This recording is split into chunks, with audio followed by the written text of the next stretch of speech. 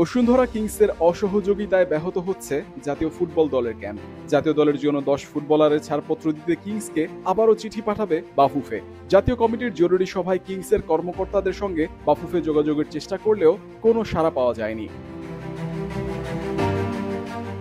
প্রায় 3 মাস পর আবারও অনুষ্ঠিত হলো জাতীয় দলের জরুরি সভা। তপ্ত দুপুরে অন্য কর্মকর্তারা যখন গাড়ি চেপে সভাস্থলে আসছিলেন, তখন বাফুফে সভাপতি তাবিথ আউয়াল হেঁটেই আসেন জাতীয় দলের জরুরি সভায় অংশ নিতে। পরিস্থিতি কতটা গুরুতর তা আজ করাই যায় এমন দৃশ্য দেখে।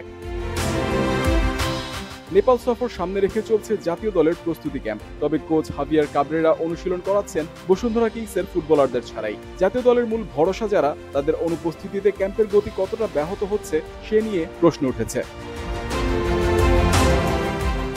পরিস্থিতি জটিল। জরুরি সভায় সমস্যা সমাধানের খোঁজে বাফুফে। বাংলাদেশ ফুটবল ফেডারেশনের ডাকে সাড়া দেয়নি বসুন্ধরা কিংস।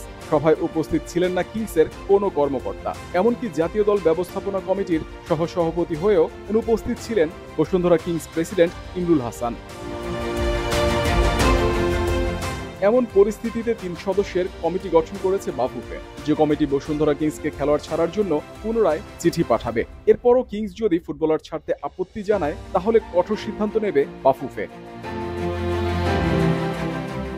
বাফুফে আর কিংসের সমন্বয়হীনতায় ক্ষতিগ্রস্ত হচ্ছে জাতীয় দলের ক্যাম্প। কোচের পরিকল্পনা এমনকি ফুটবলারদের মধ্যে বোঝাপড়াও গড়ে উঠছে না। অচিরেই সমস্যা সমাধান না হলে পরিস্থিতি আরও ঘোলাটে হবে।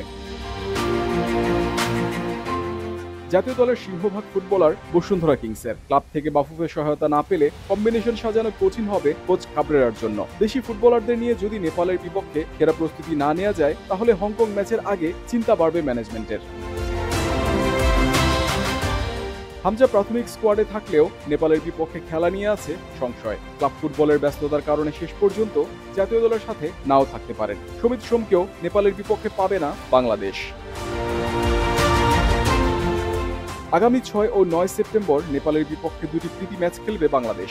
এশিয়ান কাপ বাছাইয়ে হংকং ম্যাচের জন্য সেরা প্রস্তুতি নিতে চায় বেঙ্গল টাইগার্স। হামজা সমিতদের নিয়ে আসন্ন ম্যাচগুলোতে ভালো করার আশা বাফুফের।